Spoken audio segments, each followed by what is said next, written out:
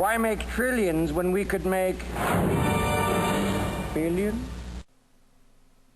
Hello, Dim Apples here. I just have a couple of cool hands I played recently I wanted to go over with you guys. This was a cool hand with pocket queens and a full ring, $10 no limit hold'em game. There was a raise, pretty early position. A lot of the time people do that with kind of weak hands that they just want to see the flop with, you know, King Jack, you know, Ace Jack, Queen Jack suited, hands like that. They don't want to put too much money in the pot. So they do that usually on purpose so that if someone raises them, they can more easily fold. And make like a kind of smallish 2.5x raise, which isn't that small considering I'm basing my raise size off of the original raiser. You should be doing that. In other words, if he had raised to 40, I would have raised to about $1.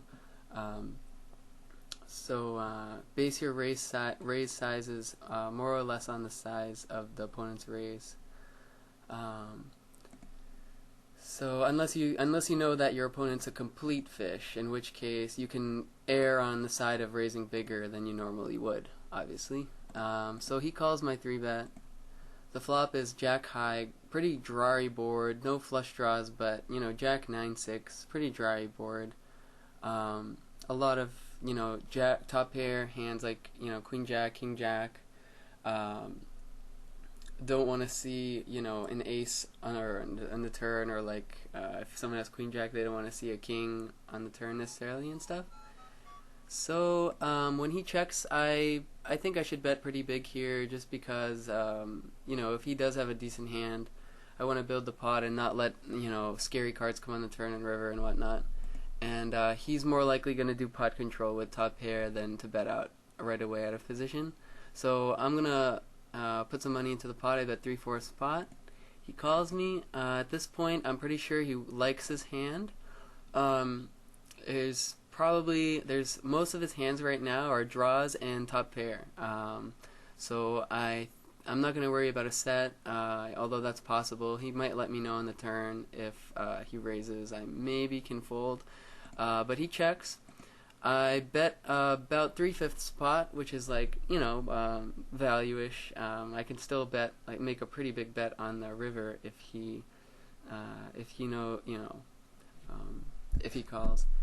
And at the same time, it leaves me, if he makes a raise, I can fold. You know,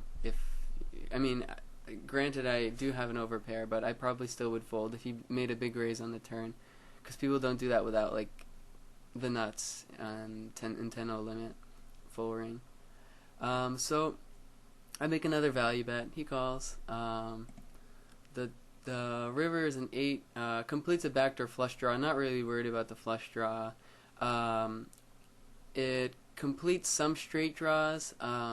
Queen Jack, or not Queen Jack, King 10 got, or Queen 10 got there. Straights with a 7 got there, but I'm not really putting him on a hand with a 7. So I feel like he still has like a top pair type of hand, and I go for a pretty good sized value bet, 350 into 5. He tanks for like a while. I think he like he disconnects on purpose to give himself more time to think, and after a while he actually calls and flips over Ace Jack. So I think I got the maximum value out of that. I think he might have, if I just like full pot, maybe he would fold. Who knows? It might have been a better idea to bet bigger on the turn, but I'm not really sure. But maybe if you guys want, you can write me a message on my channel and see what you think. There's another hand. Before I call this a video, obviously I want to put, you know, at least 1 or 2 more hands of analysis in here. So let's open up. I think it was. It was one of these last hands. See if I can find it. Sorry about that, guys. Maybe it was this table. Oh yeah, it was this table. But anyway, yeah, I did win that hand. I will also be posting hands that I lost in. I'm not just, you know, posting the good ones. I did win this hand. Was an under the gun 3.5x raise. I'm in position with pocket eights, pretty standard to just call here. He has a full stack, 7 buy-ins. I don't know how he got to that point. Probably playing really loosely usually. So I think he can splash around if in like, call me down if I hit a pretty good flop. So I call. I hit a set, middle set, which is great. He bets out. There's a couple of things I can do. I can raise or I can call. If I call, I expect him to bet for me. But if I call, he checks and I bet, then he's almost certainly folding. So I figure why not get as much money in the pot, because I'm really looking to get stacks in here. If I don't raise here, it's going to be actually pretty tough to get full stacks in if he checks the turn and I'm forced to bet the turn. So I do go ahead and put a 3x raise on the flop. It looks really strong, but then again, this guy looks, he looks pretty fishy. He's been splashing around and he has a really big stack. I think if he has top pair, he's, never really folding. And also, if somebody has a 7x stack, they're pretty much they think they're running so well that they tend to play more loose. I think that's just human psychology. If you're up so many buy-ins, you're like, oh, well, it's only $1 more. He probably, I have a top pair, I call. So that was my reasoning, and he does call, puts a relatively blank card on the turn. Let me just maximize the window here. The turn is like a pretty blank card, and he checks, and I want to put a bet so that I can shove for about 3/4 of the pot on the river.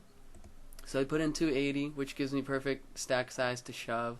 It's like $6 into $8 on the river. He does call. At this point, I'm putting him on ace king exactly, and I actually don't remember what he had. Maybe I didn't look at what he had actually, because he mucked. I don't think I looked. But we'll see what he did have. He checked, I go all in, he tanks, I think, for a while, and he calls. And he does have ace-king. So I made the right bet sizing to get full stacks in by the river, so that was pretty good.